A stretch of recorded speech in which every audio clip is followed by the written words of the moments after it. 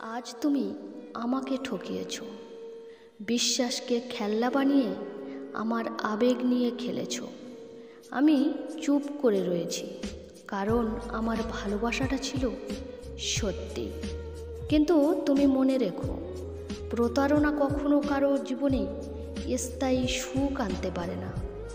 যেভাবে আজ তুমি আমাকে আঘাত দিলে, ঠিক একদিন অন্য কেউ তোমাকেও একই রকমভাবে আঘাত করবে। তখন তুমি ঠিক বুঝবে ঠকলে কেমন লাগে।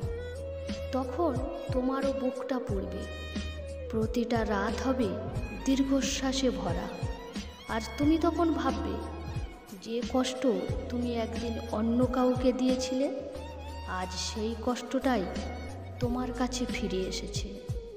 আমি তোমাকে অভিশাপ দিচ্ছি না, আমি শুধু সত্যিটা বলছি।